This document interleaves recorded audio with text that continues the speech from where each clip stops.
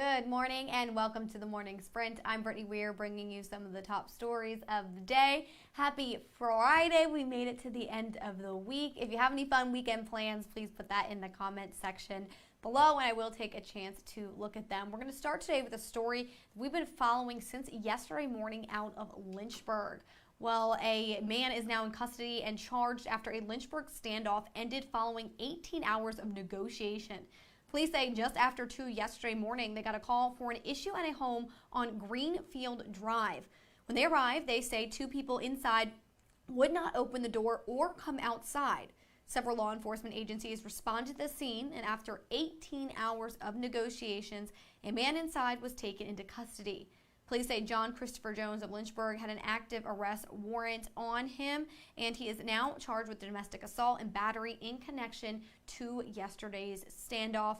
Again, this was a story we were following since yesterday morning, so a long standoff there, about 18 hours. So if you'd like more details on that, we do have the full article available for you on our website. And the Virginia Department of Health has changed its quarantine guidance for COVID-19.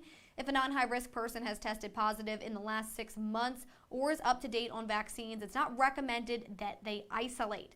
This differs from the CDC guidelines that say only 3 months.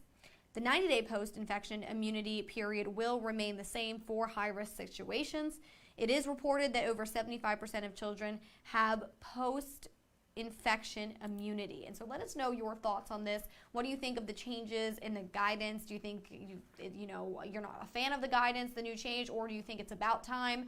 Let us know what your thoughts and opinions are on that. And Chesterfield firefighters are still trying to figure out what caused a chemical exposure at a public pool that led to 16 children and adults being rushed to the hospital for nausea, coughing and shortness of breath. It's a situation that has parents on high alert. The exposure happened at the Harper's Mill Community Pool, and Swim Metro treats the pool and said they use sodium hypochlorite and acid. Used by themselves, those chemicals are relatively safe, but combinations can be made most often accidentally. Well, fortunately, the 16 kids and adults have been released from the hospital, but here are things you can do to avoid a chemical exposure in your pool. Spend money on good chemicals. I feel that chemicals purchased from swimming pool supply houses are much stronger than stuff purchased at box stores.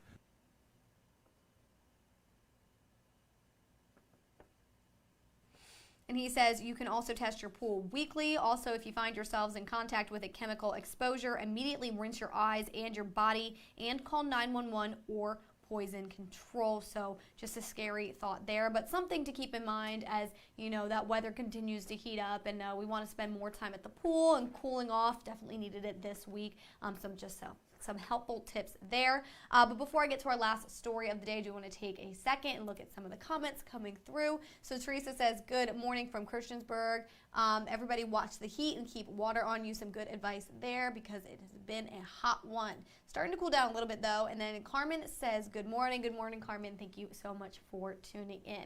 Now, if you need any plans for this weekend, there's going to be 3 days of farming fun happening in Franklin County. Their 19th annual Southwest Antique Farm Days starts today, so it's actually underway right now, and you can see some of the equipment and fun that you'll be able to see there this weekend, from tractor pulls to antique equipment, demonstrations. There's going to be an auction. There's also plenty of food, from barbecue ribs to homemade ice cream. So just a lot of fun happening over the next 3 days. Again, this is Friday, Saturday, and Sunday at Franklin County Recreation Park. And this is a chance to kind of take in the history of agriculture here in Southwest Virginia.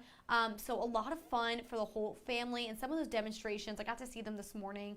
They're really cool. They're very loud, so be prepared for that. And then, of course, the tractor pull, which you're seeing right there on your screen. Very popular event there. I learned all about it this morning. So, again, if you need any plans this weekend, you can head on out to Franklin County. We have a full article available for you on our website with the events and the schedule and those times, but definitely fun for your Father's Day weekend. But that's all the stories I have for you here this morning. Thank you so much for tuning in to the Morning Sprint, and I hope you have a good weekend, a good Father's Day as well. Happy Father's Day to everyone out there, and I'll see you guys again on Tuesday. Actually, I'm off on Monday. Tuesday starting at 9 a.m. Have a great rest of your day.